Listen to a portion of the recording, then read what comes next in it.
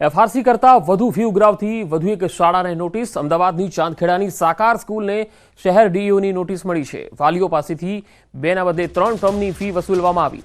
વાલીઓની ડીઈઓમાં ફરિયાદ, સ્કૂલને કારણદર્શક નોટિસ પણ આપવામાં આવી છે। શાળાએ 30,800 ફીના બદલે 39,000 ફી ઉઘરાવી હતી। 2 ટર્મ ફી ગણવામાં આવે તો પણ જે છે એ 30,000ની આસપાસ થાય અને આ 3,000 રૂપિયા વધારે દેખાઈ રહી છે। બાળક આગળના વર્ષમાં સળંગ હોય તો નવા પ્રવેશની ટર્મ ફી ન લઈ શકાય। શાળા યોગ્ય જવાબ નહીં આપે તો એફઆરસીમાં રિપોર્ટ પણ કરાશે।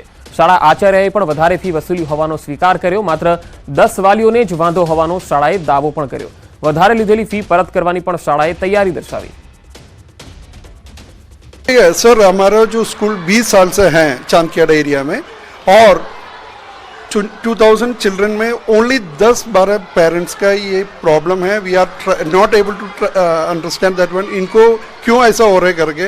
बाकी पूरा पेरेंट्स हमारे साथ पूरा सेटिस्फाइड है एंड हर क्षेत्र के अंदर साकार का बच्चों बहुत अच्छा परफॉर्मेंस भी करते रहते हैं। 2 टर्म फी जे छे ए 2570 थाय, तेम छतां पण વધારાની 2570 રૂપિયા ફી લીધેલી છે એવું વાલીના દ્વારા એવિડન્સ સાથે રજૂ કરેલું છે।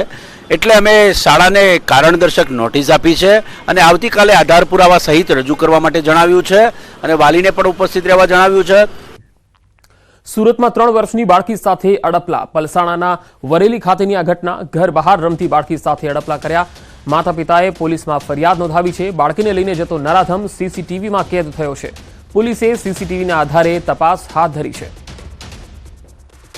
સુરતના પલસાણાના વરેલી ખાતેનો આ બનાવ છે। તસવીરોમાં જોઈ શકાય છે કે જે વ્યક્તિ છે, જે આરોપી છે, તે બાળકીને લઈને જઈ રહ્યો છે। ઘર બહાર આ બાળકી રમતી હતી।